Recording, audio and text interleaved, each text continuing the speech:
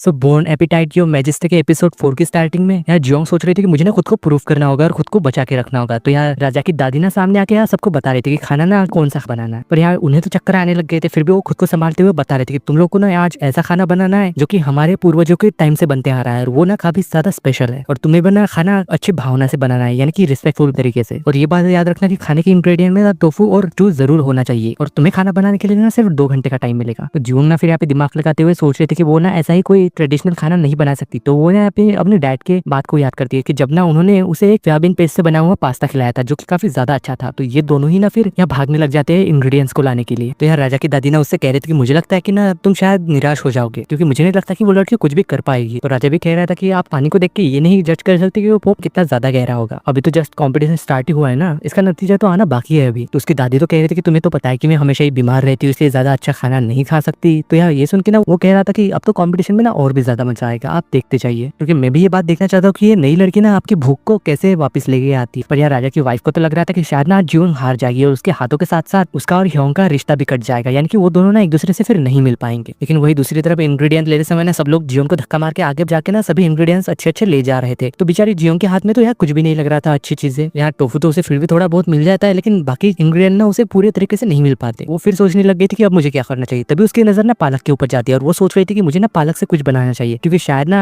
राजा की दादी की तबियत कुछ ठीक नहीं है, इससे ना उन्हें मदद मिलेगी, यानी कि ये डिश खाती है ना उनकी सेहत सुधरने में मदद होगी शायद। तभी यहाँ एक आदमी आके उससे कहता है कि तुम यहाँ क्या कर रही हो, बाकी सब तो वापस जा चुके हैं। तो वो भी बता रहे थे कि मुझे ना सोयाबीन पेस्ट चाहिए था लेकिन वो खत्म हो गया है, मुझे नहीं पता कि अगर वो मुझे नहीं मिला तो शायद ना मैं कॉम्पिटिशन हार जाऊंगी। तो यार वो तो कह रहा था कि सोयाबीन पेस्ट तो खत्म हो चुका है लेकिन कुछ और है जो कि शायद तुम्हें मदद कर सकता है, और वो ना अब उसे अपने साथ ले गया था। और वही इधर यहाँ सारे मंत्री ना डिस्कस कर रहे थे कि शायद ना रानी माँ ने ये सब जानबूझ के किया है, यानी कि वो भी नहीं चाहती कि वो लड़की इस महल में शेफ बन के रहे, इसलिए उन्होंने ये सारा प्लान बनाया ताकि वो ना उस लड़की को यहाँ से बाहर निकाल सके। और वही इधर कंपटीशन के दौरान ना मेगन और जो कि हेड कुक था उसने तो अपना काम आधा खत्म भी कर दिया था, लेकिन इधर यार जियोंग ने तो अपना काम स्टार्ट भी नहीं किया था, वो तो बस अभी अभी वापस आई है। और वो कह रहे थे कि हाँ मैं ये कर सकती हूँ, ये ना वो खुद से कह रही थी, वो भी ना अपनी डिश बनाने में लग गई थी। तो उसे ऐसे देख के ना यहाँ पे सभी लोग तो बातें कर बनाने लग गए थे कि ये लड़की क्या नूडल्स बना रही है, और जहाँ तक कि उन्हें तो पालक के बारे में ना अभी कुछ पता भी नहीं था। मुझे तो पक्का ये लग रहा है कि ये लड़की ना जरूर आज हार ही जाएगी। और वही दादी को भी ये लग रहा था कि उनके सीनियर कुक के मुकाबले ना इस लड़की को शायद कुछ भी बनाना नहीं आता। तो हमें यहाँ पे फ्लैशबैक में दिखाया जाता है कि उस आदमी ने ना जियोंग को बताया था कि रानी माँ की डाइट ना हमेशा से ही काफी ज्यादा कम रही है, और तो वो जब महल में आई तो उन्होंने ना फिर से खाना और भी ज्यादा कम कर दिया था क्योंकि उनके पेरेंट्स भी ना उन्हें बचपन में छोड़ के चले गए थे, और जाने से पहले उनकी माँ ने ना एक लास्ट बार उनके लिए यही सूप बनाया था जो कि उनके ना फेवरेट भी है। और वही बात में ना उनके वही फेवरेट सूप काफी सारे शेफ ने बनाने की भी कोशिश की लेकिन सभी लोग ना नाकाम रहे। तो इसी बात के बारे में ना जियोंग सोच रहे थे कि मुझे ना वो टेस्ट कैसे लाना चाहिए, मैं वो सूप कैसे बेहतर बना सकती। लेकिन दूसरी तरफ यहाँ पे हेड शेफ को ना असल में पैस की जरूरत थी तो उसके दोस्त से मांगता है, लेकिन वो तो सीधे ही मना करके कह रहा था कि ये कॉम्पिटिशन है, अगर हार गया है तो हाथ कट जाएंगे, इसलिए मैं नहीं दे सकता। इसी बात को लेकर ना वो तो यहाँ पे पैस के लिए लड़ने लग जाते हैं। और वही बेचारी जियोंग ना ये सोच रही थी कि मुझे ना वो सूप को कैसे बनाना चाहिए जो कि दादी को पसंद आएगा, इसलिए जियोंग को जब यहाँ याद आता है ना तो वो इंग्रेडिएंट लेने के लिए वापस जा रही थी, पर उसे ना रोक लिया जाता है। तो उसे ना वहाँ से फिर दादी के पास लाया गया था। तो यार जियोंग भी उन्हें बता रही थी कि मुझे ना कुछ याद आया, मुझे एक इंग्रेडिएंट चाहिए, क्या मैं प्लीज जाके वो ले सकती हूँ। तो यार राजा की पत्नी ये देख के उनसे कह रही थी कि मुझे तो अब एहसास हो गया कि ये ना हमारे लेवल की नहीं है, यानी कि ये हमारे लिए खाना नहीं बना पाएगी। अच्छा, पर यार जियोंग तो कह रही थी कि नहीं मुझे बस एक इंग्रेडिएंट चाहिए। पर फिर भी यहाँ पे उसकी वाइफ तो कह रही थी कि चाहे जो कुछ भी हो, जब तुम्हें ये पता चल गया है कि बाकी लोग क्या बना रहे हैं इसलिए तुम अपना रेसिपी चेंज नहीं कर सकती। अब तो यहाँ हाइन तो उसके साइड लेते हुए बता रहा था कि ऐसा कोई रूल नहीं है कि वो अपनी डिश आधे में चेंज नहीं कर सकती और ना ही इंग्रेडिएंट्स इस्तेमाल कर सकती है, इसलिए हमें ना इसे जाने देना चाहिए। और साथ ही में अगर ये फिर भी हार जाती है ना तो हम ना इसके दोनों ही हाथ काट देंगे सजा के तौर पे। और यही बात देख के यहाँ पे बेचारी जियोंग को तो उसके ऊपर काफी ज्यादा गुस्सा आ रहा था कि ये कितना बुरा इंसान है। और ये बात सुन के यहाँ पे उसकी वाइफ तो खुश हो गई थी और कह रही थी कि हाँ ये आइडिया अच्छा है। तो इसलिए ना बेचारी यार जियोंग को तो एक मौका मिल गया था वापस से इंग्रेडिएंट लाने का, पर फिर भी उसके पास तो इतना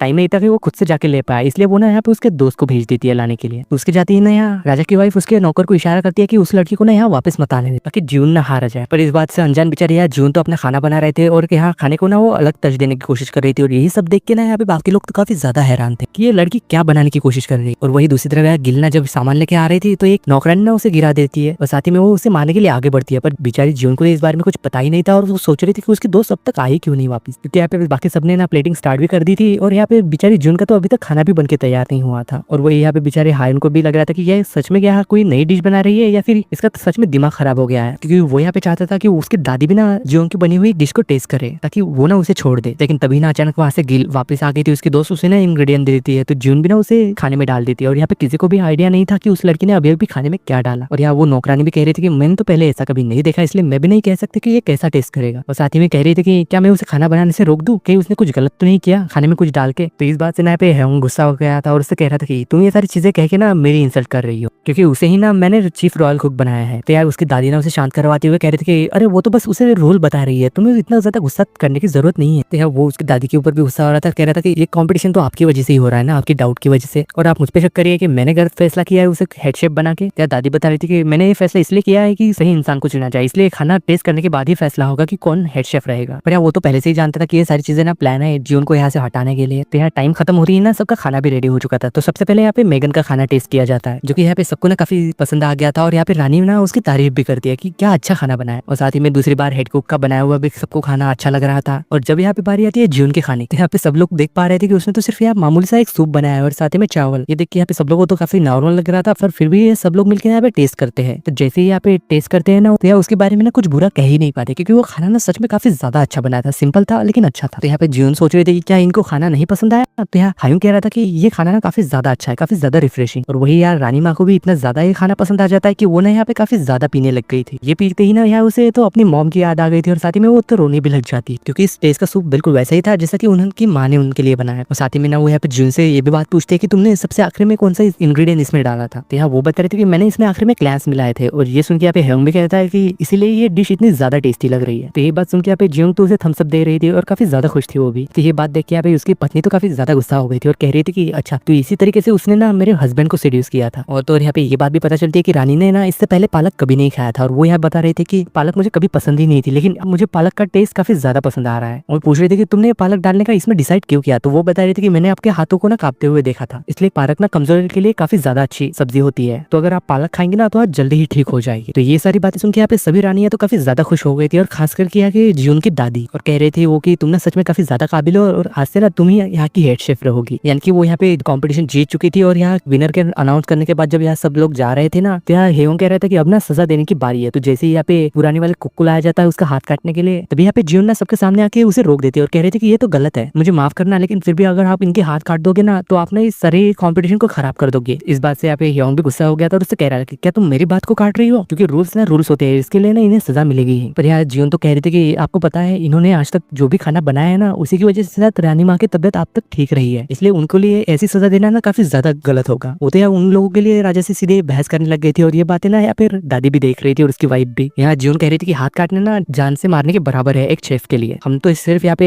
अच्छा खाना बनाने के लिए कॉम्पिटिशन कर रहे थे, किसी की जान लेने के लिए नहीं। तो ये सुन के यहाँ पे दादी उससे माफ कह रही थी कि मुझे माफ कर दो ना, ये फैसला मेरा था इस कॉम्पिटिशन का, लेकिन शायद मैं गलत थी, क्योंकि जब मैंने तुम्हारे बारे में सुना कि तुम हिरन का शिकार करते हो, इस वजह से मुझे काफी ज्यादा गुस्सा आ गया था कि तुम्हारे पिता को भी हिरन काफी ज्यादा पसंद थे, और वही जब तुम जीवन ने तुम्हें हिरन का मीट बना के खिलाया था, तो इस बात से ना मुझे सच में काफी ज्यादा गुस्सा आ गया, इसलिए मैंने उसे यहाँ से भगाने के लिए यानी कि महल से बाहर निकालने के लिए ये प्लान बनाया था। पर मुझे समझ आ गया कि वो ना सच में इसके काबिल है, क्योंकि वो खाना सच में अच्छा बनाती है, और मैं समझ गई हूँ कि तुम ना उसे यहाँ पे क्यों रखना चाहते हो। पर फिर भी मैं ये बात चाहती हूँ कि तुम ना बाकी शेफ को छोड़ दो, उन्हें ना सजा मत दो। पर फिर भी वो तो यार कह रहा था कि अगर इनाम मिलता है तो सजा भी तो मिलनी चाहिए ना। तो ये बात सुन के यार रानी तो कह रही थी कि तो ठीक है, इन लोगों को ना फिर हम जियोंग के अंडर काम करने के लिए रख देते हैं, ताकि वो ना इन लोगों को अच्छी तरीके से सिखा पाए। तो इसी बात को लेकर ना सब लोग रिक्वेस्ट कर रहे थे कि प्लीज उन्हें छोड़ दिया जाए। तो ये सारी बातें सुन के ना यहाँ पे उसका तो सिर दर्द करने लग गया था, इसलिए ना वो भी फिर यहाँ पे उन्हें छोड़ देता है। लेकिन वही दूसरी तरफ यहाँ पे सभी रानियां ना बात कर रही थी कि राजा को लगता है कि शायद ना उनकी मॉम बीमारी की वजह से मर गई है, लेकिन उन्हें तो ये बात पता ही नहीं थी कि शायद ना उन्हें जहर दिया गया है। कहीं ऐसा तो नहीं है कि वो ना इस बारे में पता लगाना चाहते हो कि उनकी माँ के साथ हुआ क्या था। तो ये बात सुन के यहाँ पे रानी तो कह रही थी अगर उसे ये बात पता भी चल गई ना तो वो फिर भी कुछ, अगर मैं वापस वक्त में पीछे भी जाती ना तो फिर भी मैं वही डिसीजन लेती, यानी कि शायद ना उसके मॉम के डेथ के साथ ना यहाँ रानी जुड़ी हुई है, यानी कि उसकी दादी। और इधर यहाँ हेयोंग को पता चल गया था कि मोंगजू भी ना उस वक्त मीटिंग में प्रेजेंट थी, और शायद ना उसी की वजह से ये सारी चीजें हुई है, और ये बात भी शायद उसी की वजह से फैली है कि गवर्नर को जेल भी ना असल में जियोंग की वजह से ही हुई। इस वजह से ना उसे तो उसकी वाइफ के ऊपर काफी ज्यादा गुस्सा आ रहा था। और वही दूसरी तरफ यहाँ पे सब लोग ना किचन में थक हार के बैठे हुए थे, तो यहाँ हेड शेफ ना जियोंग को थैंक यू कहता है, पर यहाँ मेगन उसे चुपचाप बस घूरे जा रहा था, क्योंकि वो ना अभी भी काफी ज्यादा अकड़ रहा था। तो जियोंग उसकी तरफ देखते हुए उसे कह रहे थे कि मुझे ना काफी ज्यादा प्यास लग रही है। तो ये इस बात से वो पानी तो लेके आ जाता है, लेकिन वो फिर भी यहाँ एक्सेप्ट नहीं कर पा रहा था कि वो ना उससे हार चुका है, और साथ ही में उसकी वजह से उसकी जान भी बच पाई है। लेकिन फिर भी वो यहाँ कह रहा था कि हमारा खाना ना काफी ज्यादा अच्छा था, इसीलिए हम बच पाए हैं। पर यहाँ जियोंग उससे सुन के कहती है कि मुझे पता है कि तुम ना मुझे शुक्रिया कहना चाहते हो। फिर कुछ देर बाद जब यहाँ पे वो ना उसके दोस्त से मिलती है तो वो देखती है कि उसके सिर पे चोट लगी है, इसलिए वो उससे पूछती है कि तुम्हारे साथ क्या हुआ। तो वो बता रही थी कि जब मैं तुम्हारे लिए इंग्रेडिएंट लेके आ रही थी तो मुझसे ना कोई टकरा गया था, मैं उसका चेहरा तो नहीं देख पाई, और जैसे वो मुझे मारने वाली थी तभी ना जेस्टर ने आके मुझे बचा लिया था। इधर यार राजा की पत्नी को उसकी नौकरानी बता रही थी कि जेस्टर ना असल में उसी का आदमी है, क्योंकि जब ना मैंने उसके दोस्त को पकड़ा था तो उसी वक्त ना उसे उस लड़के ने आके बचा लिया था, और मुझे लगता है कि शायद ना वो इस महल में किसी वजह से आई है, तो क्या हम उसे किडनैप करवा ले? तो यार रानी तो कह रही थी कि नहीं, क्योंकि राजा ना हमेशा उसके आसपास रहता है, इसलिए हमें करना ठीक नहीं होगा। कि अचानक ही ना वहाँ पे फिर योंग आ गया था और वो उसे बता रहा था कि मुझे पता चल गया है कि वो कंपटीशन रखने के पीछे ना असल में तुम थी, और ये बात भी पता है कि गवर्नर को लेके रूमर्स भी ना इसी जगह से फैले थे, और मुझे ये बात सच जानी है कि तुमने ये सब क्यों किया और किस वजह से किया, और क्या तुम्हें ये बात नहीं पता कि मेरे फैसले के ऊपर सवाल उठाने का क्या मतलब होता है? तो इस बात से ना वो तो यहाँ पे रोते हुए अपनी एक्टिंग शुरू कर जाती है और कह रहे थे कि आप अभी भी उस लड़की की तरफदारी कर रहे हैं और आप मुझ पे शक कर रहे हैं। क्या आप अपनी माँ की मौत का दिन भूल चुके हैं? आपको पता है कि जिस दिन आपकी मॉम को हटा दिया गया था ना, तो तुमने कहा था कि तुम ना उनकी मौत का बदला लोगे, पर शायद ना आप उस दिन को भूल चुके हैं, क्योंकि आप ना उसने इंपॉर्टेंट दिन को किसी अनजान को यहाँ पे लेके आ गए, उस लड़की को, और तो उससे ना चीफ रॉयल कुक भी बना दिया आपने। आखिर आप सोच क्या रहे हैं और आप चाहते हैं कि मैं चुपचाप बैठ के सारी चीजें देखती रहूं? ये सुन के वो भी कह रहा था कि तुम्हें मुझे फिर बताना चाहिए था, तुम्हें ये सब करने की जरूरत नहीं थी, तुमने मुझे डिसअपॉइंट किया है। पर फिर भी ना वो तो यहाँ पे उसके पिता की बात छेड़ देती है, तो इससे ना वो तो काफी ज्यादा सर दर्द करने लग गया था, इसलिए वो वहां से ना फिर चला गया था। तो इधर जब चेसन को दिखाया जाता है, उसे ना इस बात के बारे में पता चल गया था कि जियोंग का बना हुआ खाना रानी को काफी ज्यादा पसंद आया है, इसलिए वो भी यहाँ पे उसका खाना टेस्ट करना चाहता है। तो उसका आदमी उसे बता रहा था कि आपको पता है अगले महीने ना राजा का फिजिकल एग्जामिनेशन होने वाला है, तो शायद ना आप उसके साथ जब मीटिंग करेंगे तो उस समय आप उसका खाना टेस्ट कर पाएंगे। और साथ ही में ना वो उस हत्यारे के बारे में पूछ रहा था कि जिसने कि राजा को मारने की कोशिश की थी। तो वो भी बता रहा था कि हाँ, हमें उसके बारे में पता चल गया था, लेकिन वो ना भाग गया था, उसने असल में मुखौटा पहन रखा था। तो हमें यहाँ पे पता चलता है कि वो और कोई नहीं बल्कि गोंग था। और दूसरी तरफ यहाँ पे सोंगजिना जियोंग के पास कुछ ज्वेलरी लेके जाके उसे बता रहा था कि तुम्हें ना राजा का दिल जीतने के लिए अच्छे से तैयार होना पड़ेगा।